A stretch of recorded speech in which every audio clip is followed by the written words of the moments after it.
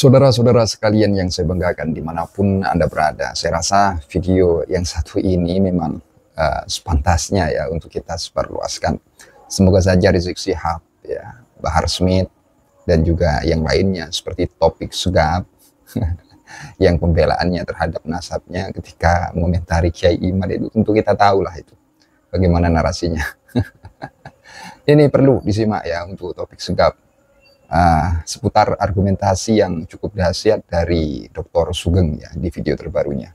Dan saya rasa ini sangat disayangkan sekali ya jika Anda menyekip atau dalam artian melewati ya dari penjelasan pemaparan yang saya rasa ini masih belum Anda dengarkan ya.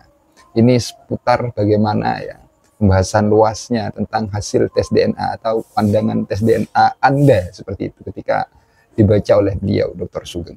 Oke, biar tidak panjang lebar teman-teman, biar kita paham, biar kita lihat seperti apa pemaparan dari Dr. Sugeng ini. Seperti biasa sebelum kita mulai videonya, kita intro terlebih dahulu. Silakan.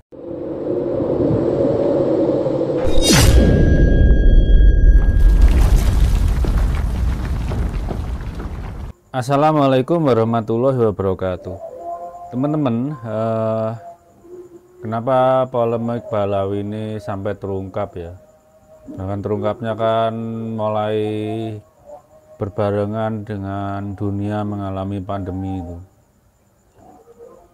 Jawaban singkat saya, ya saya nggak tahu benar atau enggaknya.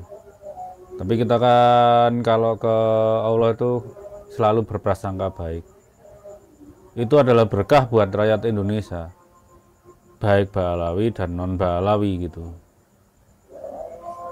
Dengan terungkapnya ini, apalagi kami yang membukanya dengan banyak disiplin ilmu, itu menyajikan datanya itu pihak akar rumput yang biasa jadi korban, ya entah ndawir lah, entah ditolak gara-gara kawin sekufu dan segala macamnya itu terbuka matanya, atau selawatan yang berlebihan sampai dikomersilkan, insya Allah juga sudah berhenti. Untuk Balawi sendiri yang sekarang hidup ya, itu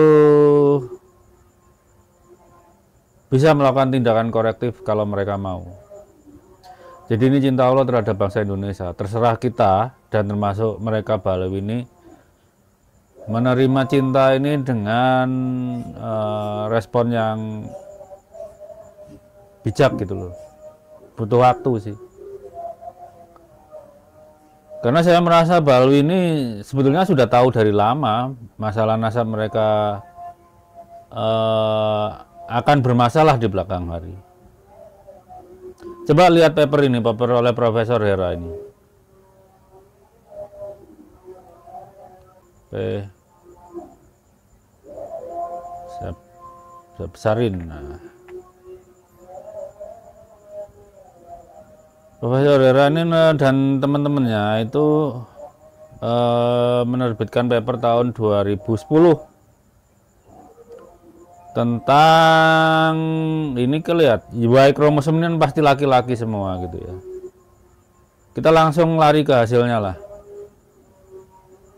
Coba lihat yang terlibat tuh ya di Asia Tenggara termasuk sampai Oseania.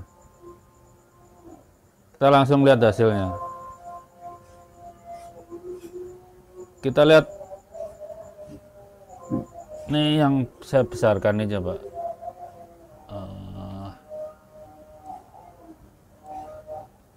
Kita tahu kan Balawi haplogramnya G. GM201 di Asia Tenggara nggak ada, nggak ketemu. West Indonesia juga nggak ada, East Indonesia nggak ada, Oceania nggak ada. Kita lihat yang J1 saja ada kok. JM304 ini. Ini berarti J saja, J1 dan J2. Itu di Indonesia Barat ada 1,1%.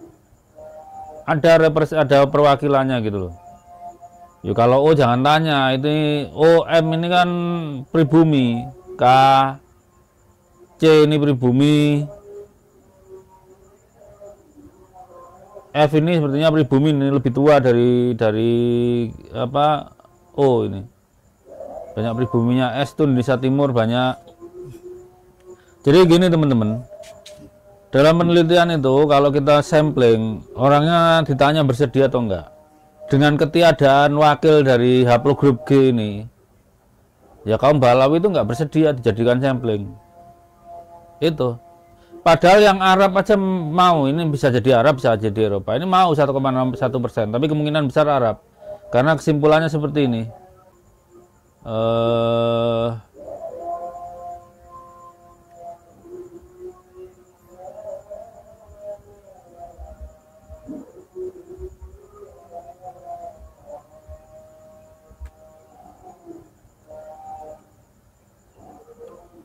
Nah ini JM 304, LM 20, LM 20 ya kayak si Kori itu. Dan RM itu because karena mereka banyak ditemukan di kalangan India dan Timur Tengah. Jadi mereka ini datangnya berkaitan dengan penyebaran Islam gitu ya. Jadi ada J, L dan R gitu ya. Tapi anehnya tadi seperti saya bilang, kenapa G itu nggak ada sama sekali? Jadi kalau sampai di sampling, orang curiga G ini dari mana gitu. Dan sekarang terbukti G kan. Jadi kita bisa curiga kalau tahun 2010 itu paling lambat ya, bisa jadi lebih awal. Paling lambat kaum Balwi ini sudah mengerti bahwa mereka bukan keturunan Nabi. Ya penelitinya nggak tahu kalau masalah itu. Cuma ketika mereka mencari sampel, kalau melihat J1 aja ada, R ada, L ada, itu kan kaum imigran semua itu. Dan mau berpartisipasi, kenapa G ini nggak ada?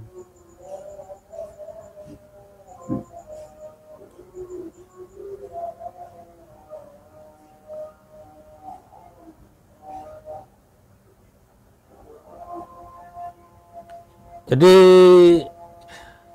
ya kaum Balwi ini sudah memang niatnya dari dulu apa menyembunyikannya, memang tidak mau membuka kebenaran. Padahal rata-rata datang di Indonesia tuh banyak mereka kan sudah 4-5 generasi ya. Kenapa ketika ada penelitian seperti ini tidak mungkin kalau dari sisi penelitinya itu mengabaikan faktor apa representativeness.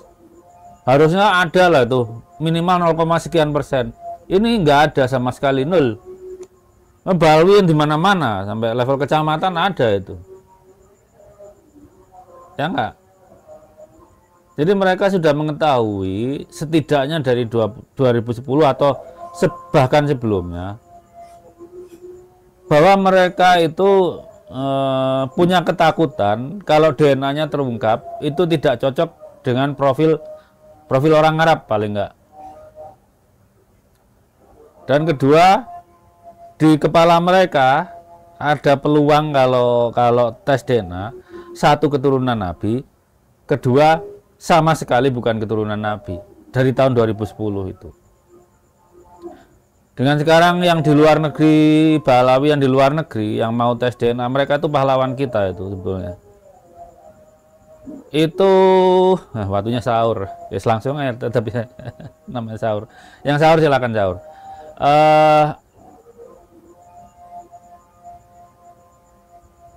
Jadi tahun 2010 itu klan Balwi itu sudah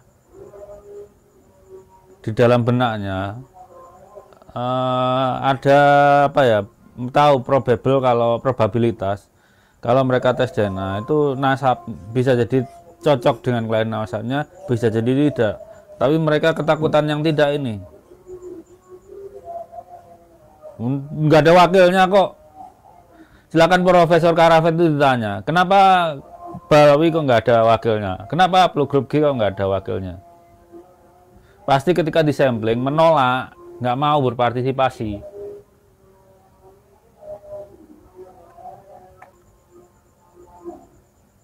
Kalau sisi penelitinya sih nggak salah. Kalau sampai nggak ada, namanya orang nggak mau berpartisipasi. Jadi sisi Balawinya kenapa nggak mau gitu loh? Masa 0, sekian nggak ada? Berarti ada yang mereka tutup-tutupi waktu itu. Dan waktu itu kalau 2010 teman-teman itu tes dengan NGS tuh baru di laboratorium lah. Kita lihat penelitinya, ada Profesor Michael Hammer juga, lead scientistnya Family Tree. Jadi ini kesimpulan saya ya, polemik ini dibuka Allah, itu bukti cinta Allah kepada bangsa Indonesia. Yang dulu dikerjain Balawi, kecuali yang sekarang tetap milih jadi mukibin, yang diternak oleh Ahmad Romli itu sekarang. Itu sebagian besar insya Allah sudah tahu lah gitu ya, bahwa klaim ini tidak bisa dibuktikan. Untuk Balawi ya tergantung responnya terhadap bentuk cinta Allah seperti ini, ya tergantung. Kalau tetap kekeh, ya nggak tahu Allah marahnya seperti apa, atau dibiarkan, itu namanya Allah juga maha kuasa. Yang penting udah dikasih petunjuk. Yang membukakan saudara mereka sendiri yang di luar negeri yang mau tes DNA itu. Yang dari Indonesia akhir-akhir ini kan, ya akhir-akhir inilah. Kalau saya sih lihat yang dari Indonesia siapa aja, karena punya akun Family Tree DNA kan, bisa lihat itu.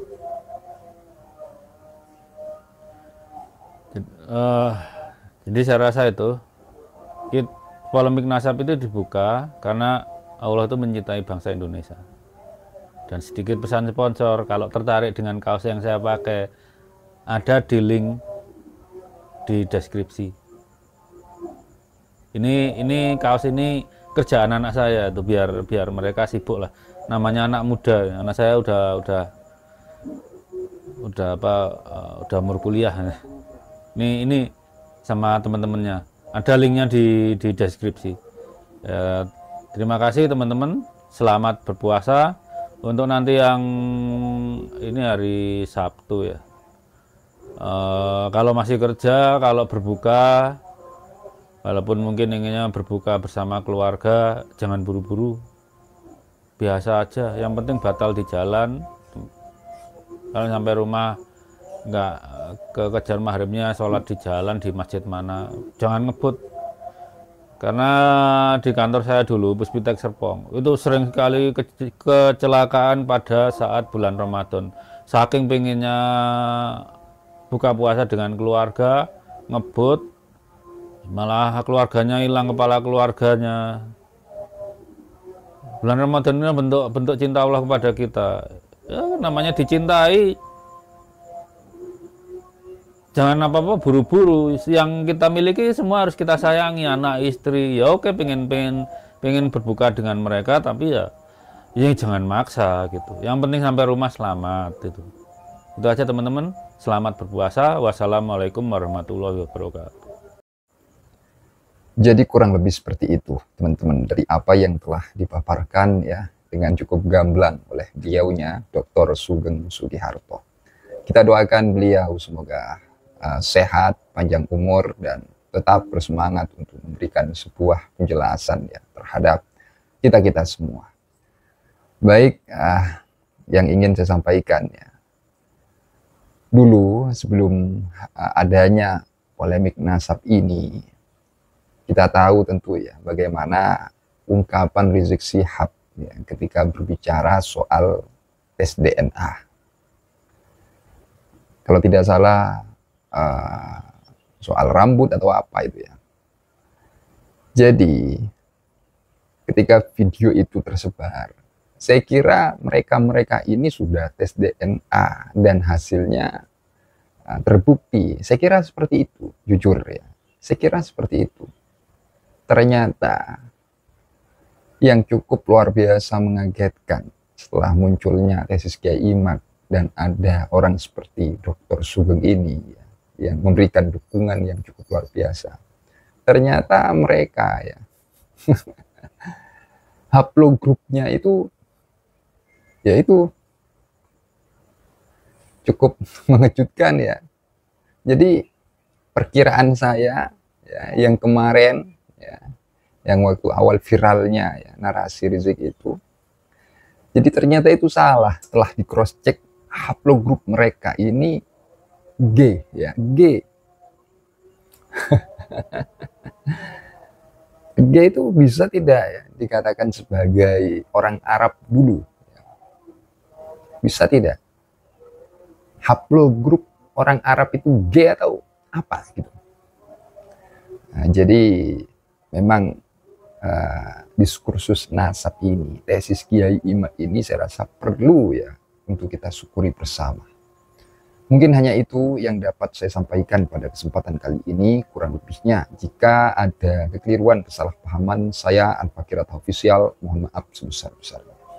Itu ya, jika ada kekeliruan, kesalahpahaman, saya mohon maaf sebesar-besarnya.